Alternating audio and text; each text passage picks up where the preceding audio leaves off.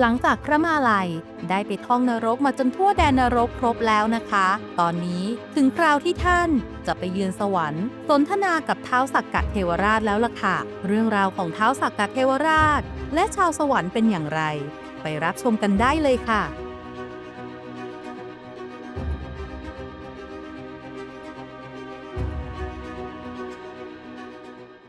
ในเวลาย่ำรุ่งพระมาลัยได้ออกบิณฑบาตและโปรดญาติโยมเช่นเคย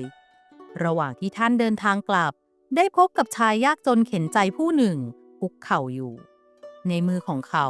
มีดอกบัว8 ดอกที่ไปเก็บมารอถวายให้พระมาลัยท่านก็หยุดรับชายผู้นั้นได้เอ่ยคำอธิษฐานว่าขออย่าให้ข้าพเจ้าได้พบกับความลำบากยากจนเช่นนี้เลยพระมาลัยก็กล่าวอนุโมทนาแล้วกลับกุฏิของท่านเมื่อถึงกุฏิพระมาลัยได้ฉันภัตตาหารเรียบร้อยแล้วก็มองเห็นดอกบัวที่ชายยากจนเข็นใจถวายมาแล้วคิดว่าเราจะนำดอกบัวนี้ไปบูชาที่ไหนชายผู้นั้นถึงจะได้อานิสงส์สูงสุดเมื่อคิดไปพระมาลัยก็ระลึกได้ว่าตัวท่านยังไม่เคยได้บูชาพระเกศแก้วจุฬามณีที่อยู่บนสวรรค์ชั้นดาวดึงส์เลยจึงคิดว่าจะนำดอกบัวทั้ง8 ดอกนี้ขึ้นไปบูชาเมื่อตกลงใจได้ดังนั้นพระมาลัยก็ได้ตั้งจัตุตฌานแล้วใช้เวลาเพียงลับนิ้วมือเดียวท่านก็ไปปรากฏกายบนสวรรค์ชั้นดาวดึงส์อยู่ที่ลานพระจุฬามณีเจดีย์อันสูงสง่าประดับตกแต่งด้วยแก้ว7 ประการส่องประกายงดงามเบื้องหน้ามีเวชยันต์ปราสาทพระมาลัยได้กระทำพุทธบูชาโดยดอกบัวทั้ง8 ดอกแล้วทำการเดินเวียนประทักษิณ3 รอบแล้วก็นั่งนมัสการครบทั้ง8 ทิศในเวลานั้นท้าวสักกะเทวราชได้เสด็จมานมัสการพระจุฬามณีเจดีย์ในวันเพ็ญอุโบสถทรงกระทำประทักษิณ3 รอบแล้วน้อมถวายเครื่องสักการะบูชาแล้วลุกไปประทับนั่งที่ทิพยอาสน์เทวดานางฟ้าที่ตามเสด็จมาก็พากันมานมัสการและสักการะบูชาพระมหาเจดีย์ท้าวสักกะเทวราชได้ทอดพระเนตรไปเห็นพระมาลัยเถระนั่งสงบนิ่งอยู่ก็คิดว่าต้องเป็นพระอรหันต์ผู้มีฤทธิ์อภิญญาเป็นแน่ถึงมาเยือนยังสวรรค์ได้ท้าวสักกะเทวราชจึงเข้าไปนมัสการและนิมนต์พระมาลัยไปที่อาสนะอันเหมาะสมและไต่ถามว่าพระคุณเจ้ามีนามว่าอะไรมาจากที่ใดถึงมายังที่นี่ได้ขอรับพระมาลัยก็ตอบว่าอาตมามีนามว่าพระมาลัยเถระอาศัยอยู่ในแถบมลัยชนบทอาตมาอาศัยอำนาจแห่งฌานสมาบัติมาที่นี่มหาบพิตรคือท้าวสักกะเทวราชเป็นพระอินทร์ผู้ปกครองสวรรค์ชั้นดาวดึงส์ใช่หรือไม่ท้าวสักกะเทวราชก็ตอบว่าถูกต้องแล้วขอรับแต่ส่วนใหญ่ก็จะเรียกตามตำแหน่งว่าพระอินทร์ขอรับแล้วท้าวสักกะเทวราชก็บอกกับพระมาลัยว่าในวันนี้พระศรีอริยเมตไตรผู้ซึ่งเสวยพระชาติเป็นเทพบุตรองค์หนึ่งในเทวโลกชั้นดุสิตในขณะนี้จะเสด็จมาบูชาพระมหาจุฬามณีเจดีย์ซึ่งพระองค์มักจะเสด็จมาที่นี่ในวันพระ8 ค่ำกับ14-15 ค่ำอยู่เสมอพระมาลัยกล่าวว่าอย่างนั้นหรือท่านช่างเป็นโอกาสดีจริงที่อาตมาได้มีโอกาสได้พบกับพระองค์ท้าวสักกะเทวราชก็ได้บอกพระมาลัยว่าระหว่างรอพระศรีอริยเมตไตรเสด็จมาพระคุณเจ้ามีคำถามหรือข้อสงสัยใดหรือไม่ขอรับข้าพเจ้าจะได้เล่าให้ฟังพระมาลัยก็กล่าวว่าขอท่านท้าวสักกะเทวราชโปรดเล่าเรื่องสวรรค์ชั้นต่างๆพอสังเขปเพื่อที่อาตมาจะได้พอนำไปเล่าโปรดญาติโยมได้หรือไม่ท้าวสักกะเทวราชก็บอกพระมาลัยว่าได้ขอรับสวรรค์คือภูมิอันเป็นที่อยู่ของเทวดาและผู้ที่มาบังเกิดเป็นเทวดาก็เพราะได้สร้างบุญกุศลไว้เมื่อครั้งยังเป็นมนุษย์เมื่ออุบัติขึ้นก็ตั้งอยู่ในวัยหนุ่มสาวทันทีงดงามตลอดเวลาจนกว่าจะถึงเวลาจุติมีวิมานปราสาทเป็นที่อยู่อาศัยมีอาหารทิพย์มีบริวารคอยรับใช้ใกล้ชิดเสื้อผ้าเป็นทิพย์วิจิตรงดงามส่วนจะอุบัติขึ้นณสวรรค์ชั้นไหนเป็นเทวดาประเภทใดและอยู่ในฐานะอะไรนั้นก็ขึ้นอยู่กับบุญที่ตัวเองสั่งสมมาเมื่อครั้งยังเป็นมนุษย์แล้วท้าวสักกะเทวราชก็เล่าต่อไปอีกว่าสวรรค์ทั้งหมด6 ชั้นเรียงลำดับขึ้นไปสวรรค์ชั้นที่1จาตุมหาราชิกา เป็นสวรรค์ชั้นแรกมีป้อมปราการกำแพงทองทิพย์เหลืองอร่ามงามนักมีปราสาทแก้วซึ่งเป็นวิมานที่อยู่ของเทพพยดาทั้งหลายมีสระโบกขรณีซึ่งมีน้ำใสเต็มไปด้วยดอกบัวนานาชนิดส่งกลิ่นทิพย์หอมตลบอบอวนไปทั่วบริเวณมีเท้าจตุโลกบาลทั้งสี่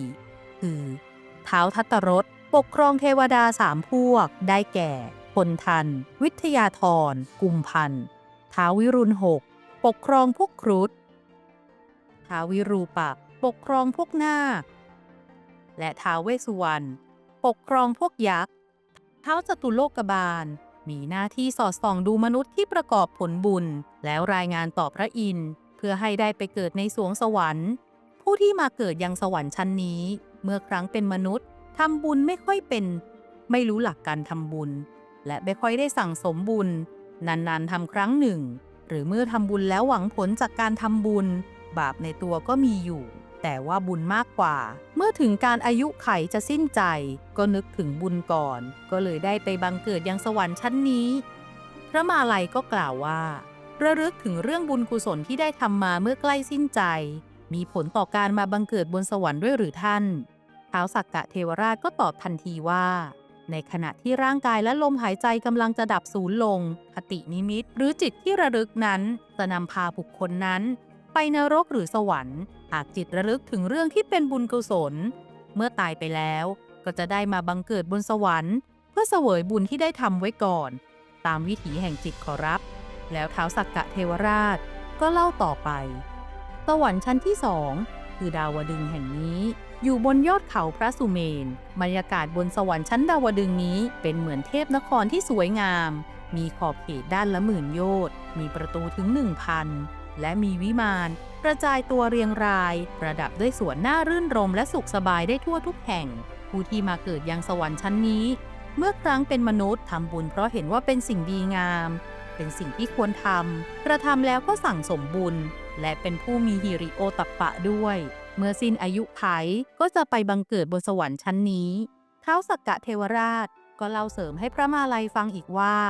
แต่เดิมนั้นดาวดึงส์เป็นที่อยู่ของพวกเทวดาพวกหนึ่งโดยพระอินทร์นั้นเป็นตำแหน่งเดิมทีมีท้าวเวสจิตติเป็นพระอินทร์ผู้ปกครองสวรรค์ชั้นนี้ในขณะนั้นเมื่อครั้งที่มคะมานพไปอุบัติขึ้นบนสวรรค์เป็นท้าวสักกะเทวราชในตำแหน่งพระอินทร์เพื่อปกครองดาวดึงส์ร่วมกันและสหายก็อุบัติเป็นเทวดาท้าวเวสจิตติและเหล่าเทวดาเดิมก็ได้จัดให้มีการต้อนรับนำสุราทิพย์ไปให้แก่พวกท้าวสักกะเทวราชดื่มท้าวสักกะเทวราชนัดหมายกับสหายเทพว่าจะไม่ดื่มจนพวกของท้าวเวสจิตติดื่มจนเมามายท้าวสักกะเทวราชเห็นว่าพวกเทพเหล่านี้มัวเมาประมาทจนขาดสตินอนได้แม้แต่ในที่มิมีใครนอนแถมส่งเสียงเอะอะละเมอเหมือนกับคนบ้าขืนให้อยู่บนเทพพิภพก็มีแต่จะทำให้เทพนครเสื่อมเสียท้าวสักกะเทวราชและสหายจึงจับท้าวเวสจิตติและเทวดารุ่นเก่าโยนลงมาจากสวรรค์ระหว่างที่กำลังเมาท้าวเวสจิตติและเทวดารุ่นก่อนเมื่อได้สติตื่นขึ้นก็ระลึกได้ว่าเป็นเพราะสุราตนจึงตกจากสวรรค์จึงตั้งใจร่วมกับเทวดาที่ตกสวรรค์มาด้วยกันว่าจะไม่ดื่มสุราอีก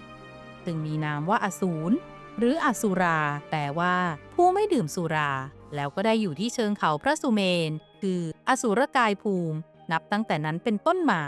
พระมาลัยก็เอ่ยขึ้นว่าเป็นเช่นนั้นเองแล้วตัวท่านประทับอยู่ที่ใดท้าวสักกะเทวราชก็บอกว่าตัวท่านมีที่ประทับคือเวชยันต์วิมานและได้ประทับอยู่กับพระมเหสีทั้งสี่คือพระนางสุธรรมาพระนางสุจิตราพระนางสุนันทาและพระนางสุชาดาแล้วท้าวสักกะเทวราชก็อธิบายต่อไปอีกถึงพระมหาเจดีย์จุฬามณีว่าเมื่อพระพุทธเจ้าออกผนวดทรงตัดมวยพระเกศแล้วอธิษฐานว่าถ้าได้ตรัสรู้เป็นพระพุทธเจ้าก็ขอมวยพระเกศนี้ลอยอยู่บนอากาศอย่าได้ตกลงบนพื้นดินเลยท้าวสักกะเทวราชจึงนำพานทองคำไปรองรับมวยพระเกศขึ้นมาบรรจุยังพระเจดีย์แห่งนี้พระมาลัยจึงบอกว่าเป็นอย่างนี้นี่เองอาตมาทราบว่าบนสวรรค์แห่งนี้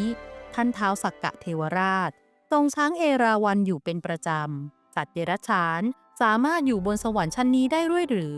ท้าวสักกะเทวราชก็รีบอธิบายว่ามิได้ขอรับแท้จริงแล้วเอราวัณนั้นมิใช่สัตว์เดรัจฉานแต่คือเอราวัณเทพบุตรเมื่อข้าพเจ้าจะไปยังที่ใด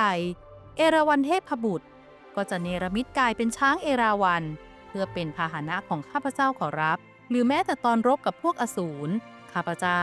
ก็จะทรงช้างเอราวัณเพื่อต่อสู้ศึกขอรับพระมาลัยก็กล่าวว่าอ้อเป็นเช่นนั้นเองอาตมานึกไม่ถึงจริงๆท้าวสักกะเทวราชก็เล่าให้พระมาลัยฟังต่อไปอีกว่าข้าพเจ้า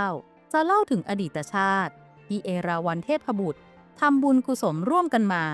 และบุพกรรมที่ทำให้ข้าพเจ้ามาบังเกิดเป็นท้าวสักกะเทวราชยังสวรรค์ชั้นดาวดึงส์นะขอรับพระมาลัยก็ตอบรับว่าดียิ่งนักท้าวสักกะเทวราชก็เริ่มเล่าว่าเมื่อครั้งอดีตชาติท่านได้เกิดเป็นมนุษย์มีนามว่ามคะมานพซึ่งเป็นชายหนุ่มที่มีจิตใจโอบอ้อมอารีต่อเพื่อนมนุษย์มคะมานพมีช้างเชือกหนึ่งซึ่งเลี้ยงไว้ใช้งานและฝึกจนรู้ความทำตามคำสั่งได้เป็นช้างแสนรู้มคะมานพเองก็มีเพื่อนรักอยู่32คนซึ่งมีอุปนิสัยไปในทางเดียวกันวันหนึ่งเพื่อได้ชักชวนกันสร้างศาลาที่พักริมทางเพื่อจะได้เป็นประโยชน์กับผู้คนที่เดินทางระหว่างเมืองเมื่อตกลงใจว่าจะสร้างบรรดาเพื่อนๆและมคะมานพก็แยกย้ายไปตัดไม้มาสร้างศาลาฝ่ายมคะมานพก็พาช้างคู่ใจไปตัดไม้ในป่าและให้ช้างล่างไม้มาก่อสร้างศาลาริมทางศาลาตกแต่งสมบูรณ์และปูพื้นด้วยไม้กระดาน33แผ่นที่มาจากมคะมานพและเพื่อนๆอีก32คนคนละแผ่นก็เสร็จสิ้นลงมคะมานพก็ได้ให้ช้างคู่ใจของตนเฝ้าอยู่แถวบริเวณศาลานั้นแล้วบอกว่าถ้ามีคนเดินทางมาอาศัยนั่งพักที่ศาลาบนแผ่นไม้ของผู้ใดก็ให้เจ้าช้างนำคนที่นั่งพักไปยังเรือนของผู้เป็นเจ้าของไม้กระดานแผ่นนั้นเจ้าช้างก็เชื่อฟังมคะมานพโดยทำตามที่สั่งเมื่อมีผู้มานั่งพักบนกระดานผู้ใดเจ้าช้างก็จดจำแล้วให้คนเดินทางขี่หลังไปยังเรือนผู้นั้นแล้วเจ้าของเรือนก็เลี้ยงดูข้าวปลาอาหารคนเดินทางเป็นอย่างดีท้าวสักกะเทวราชก็สรุปให้ฟังว่าทั้งข้าพเจ้าและสหายอีก32คนรวมถึงช้างทำเช่นนั้นจนสิ้นอายุไขแล้วข้าพเจ้าก็เลยมาบังเกิดเป็นท้าวสักกะเทวราชและเหล่าสหายก็มาบังเกิดที่นี่เช่นกันส่วนช้างนั้นก็มาบังเกิดเป็นเอราวัณเทพบุตรขอรับพระมาลัยได้ฟังก็อุทานเบาๆว่าแม้แต่ช้างทำตามคำสั่งด้วยจิตเป็นกุศลตามนายก็มาบังเกิดเป็นเทพบุตรบนสวรรค์ได้ท้าวสักกะเทวราชก็ยิ้มและพนมมือรับพระมาลัยก็บอกกับท้าวสักกะเทวราชไปว่าอาตมาขอสอบถามเพิ่มเติมว่านอกจากกุศลที่ท่านและสหายได้สร้างศาลาเป็นสาธารณประโยชน์แล้วท่านได้ถือศีลหรือมีข้อปฏิบัติใดหรือไม่ที่ทำให้ท่านมาบังเกิดเป็นพระอินทร์ยันสวรรค์ชั้นดาวดึงส์นี้ได้ท้าวสักกะเทวราชได้ตอบปัญหานี้ว่าข้าพเจ้ามีวัดที่ถือปฏิบัติอยู่7ประการขอรับประการแรกคือการเลี้ยงดูบิดามารดาตลอดชีวิตอย่างที่2คือเคารพนบนอบผู้ใหญ่ในตระกูลตลอดชีวิต3คือกล่าววาจาสุภาพเรียบร้อยตลอดชีวิต4คือการไม่กล่าววาจาส่อเสียดยุยงตลอดชีวิต5คือการกำจัดความตระหนี่ออกไปจากใจโดยการแบ่งปันให้ทานอยู่เสมอตลอดชีวิต6คือการมีวาจาสัตย์อยู่ตลอดชีวิตและ7คือไม่มีความโกรธอยู่ตลอดชีวิตขอรับซึ่งข้าพเจ้าถือปฏิบัติตลอดชีวิตคฤหัสถ์เมื่อเป็นมนุษย์ขอรับแล้วท้าวสักกะเทวราชก็กล่าวยิ้มว่าเรื่องของดาวดึงส์ที่ข้าพเจ้าเป็นผู้ปกครองก็จะเล่าได้ยาวหน่อยนะขอรับพระมาลัยก็บอกว่าเชิญท่านเล่าต่อไปได้เลยสวรรค์ชั้นที่3ยามาเทวดาในชั้นยามาภูมิล้วนเป็นผู้มีบุญมากหน้าตางดงามรุ่งเรืองนักมีชีวิตความเป็นอยู่อย่างผาสุกเสวยสมบัติอันเป็นทิพย์ตามสมควรแก่อัตภาพทิพย์วิมานเป็นปราสาทเงินปราสาททองปราศจากแสงพระอาทิตย์มีความสว่างอันเกิดจากรัศมีแห่งแก้วและรัศมีจากกายของเหล่าเทวดาทั้งหลายถ้าดอกไม้บานก็จะเป็นเวลากลางวันดอกไม้หุบจะเป็นกลางคืน ผู้ที่บังเกิดบนสวรรค์ชั้นนี้เป็นผู้ที่ทำบุญทำทาน โดยคิดว่าบิดามารดา ปู่ ย่า ตา ยาย ได้เคยทำบุญทำทานมาตลอด ก็ควรที่ทำตามเป็นประเพณีที่ท่านเคยทำมา สวรรค์ชั้นที่ 4 ดุสิต เทวดาในชั้นนี้จะเป็นผู้ไม่มีความทุกข์ มีแต่ความยินดี และแช่มชื่นอยู่เป็นนิด อีกทั้งยังเป็นภูมิที่อยู่ของพระโพธิสัตว์ทั้งหลาย ก่อนที่จะไปบังเกิดในมนุษยโลกและบำเพ็ญเพียรจนสำเร็จเป็นพระสัมมาสัมพุทธเจ้า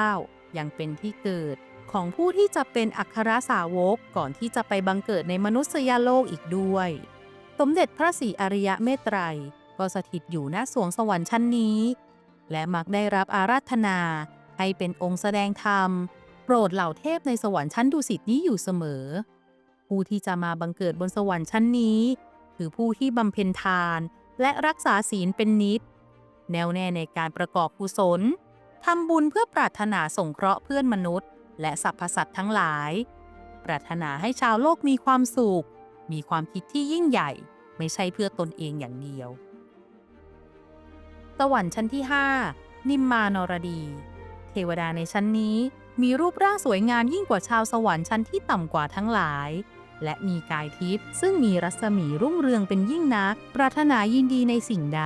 ก็สามารถเนรมิตขึ้นมาได้เองตามปรารถนาทุกประการสวรรค์ชั้นนี้มีวิมานทองกำแพงแก้วกำแพงทองล้อมรอบแผ่นดินเป็นทองราบเรียบเสมอกันโดยตลอดผู้ที่จะมาบังเกิดยังสวรรค์ชั้นนี้เป็นผู้บริจาคทานเป็นอันมากเสมอต้นเสมอปลาย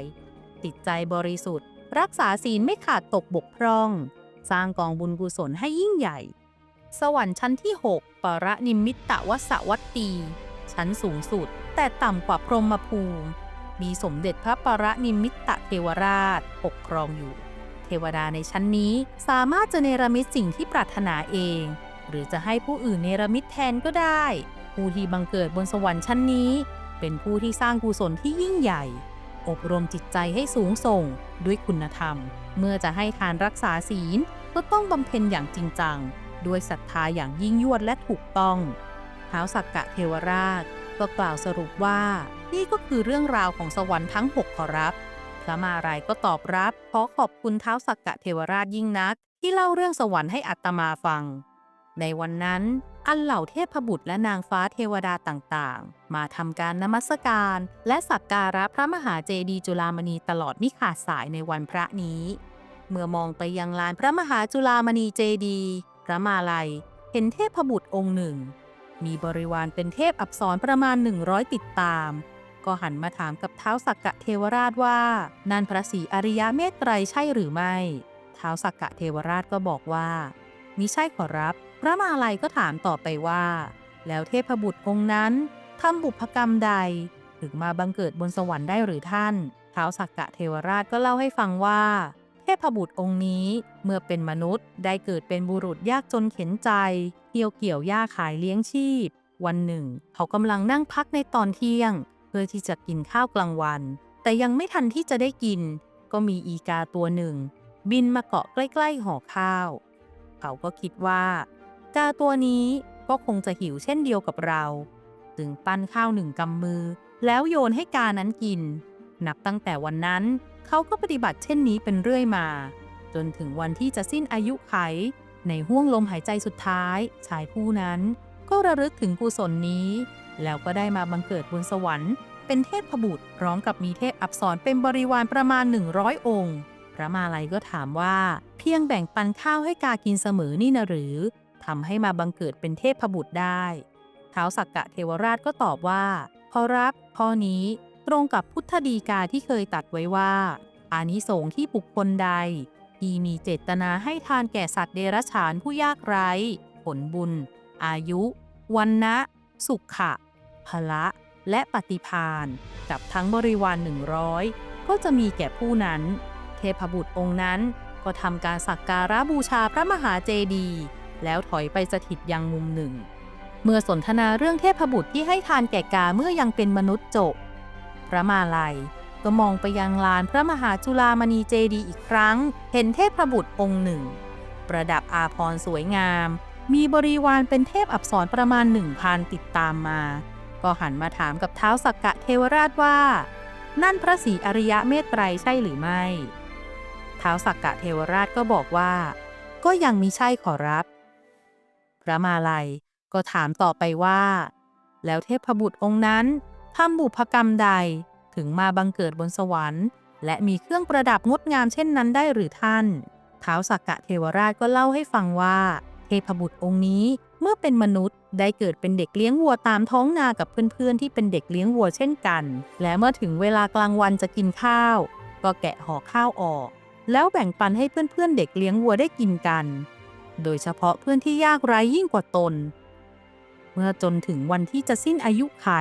ก็ได้ตั้งจิตระลึกถึงบุญกุศลนี้ที่เคยแบ่งปันข้าวกลางวันให้กับเพื่อนที่เป็นเด็กเลี้ยงวัวด้วยกันเสมอในตอนเด็กแล้วก็ได้มาบังเกิดบนสวรรค์เป็นเทพบุตรที่มีเครื่องประดับงดงามพร้อมกับมีเทพอัปสรเป็นบริวารประมาณ 1,000 องค์พระมาลัยก็สงสัยเลยถามกลับไปว่าเด็กเลี้ยงวัวที่แบ่งข้าวให้เพื่อนๆเป็นกุศลขนาดนี้เลยหรือท่านท้าวสักกะเทวราชก็บอกว่าขอรับเด็กเลี้ยงวัวที่ตนเองก็ไม่ได้มั่งมีมากกว่าผู้อื่นแต่แบ่งปันข้าวของตน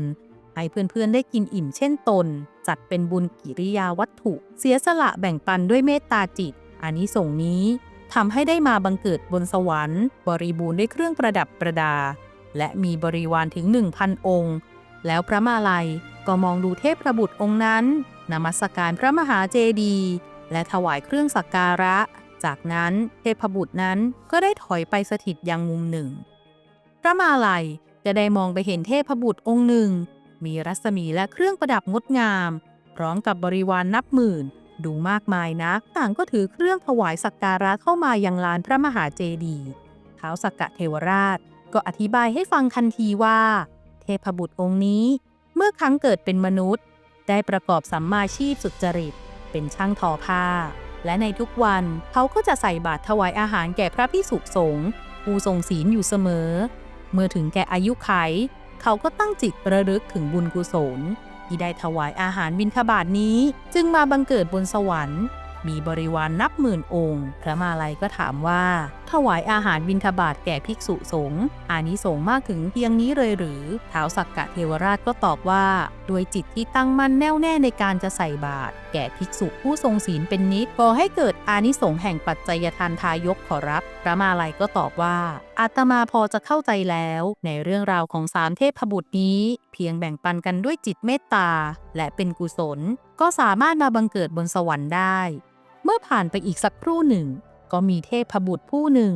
รัศมีกายงดงามพร้อมบริวารถือเครื่องสักการะติดตามมามากกว่า 30,000 พระมาลัยถามท้าวสักกะเทวราชไปว่า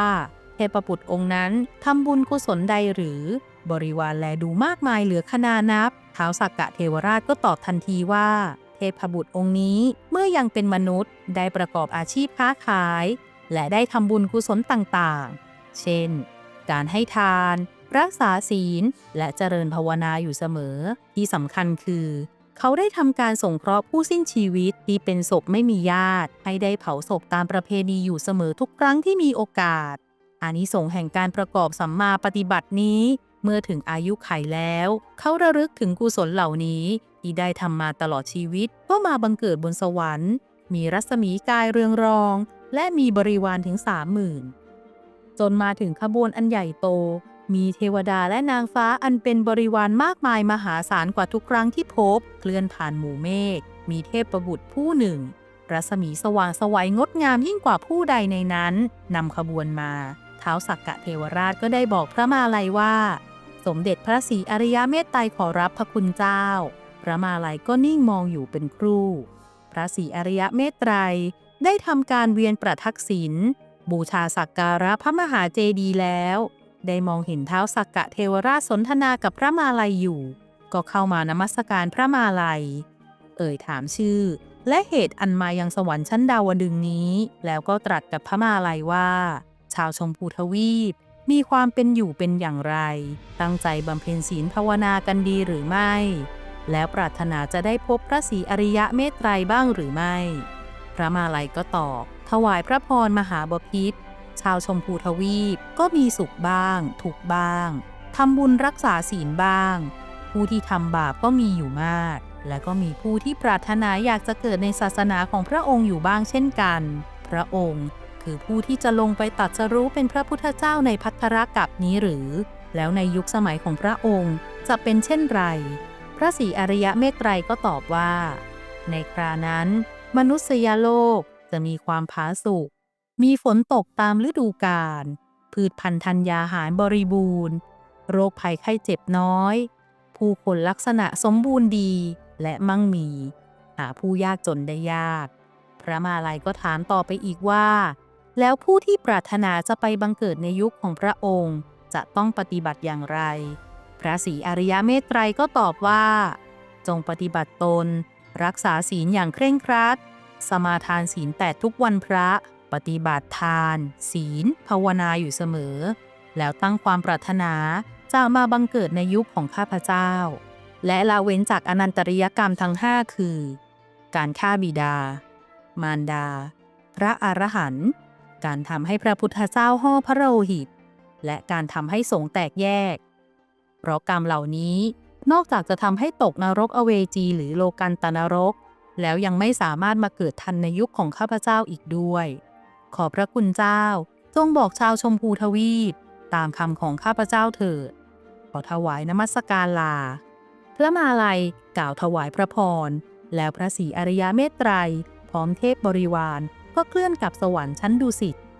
หลังจากนั้นพระมาลัยก็บอกกับท้าวสักกะเทวราชว่าเห็นที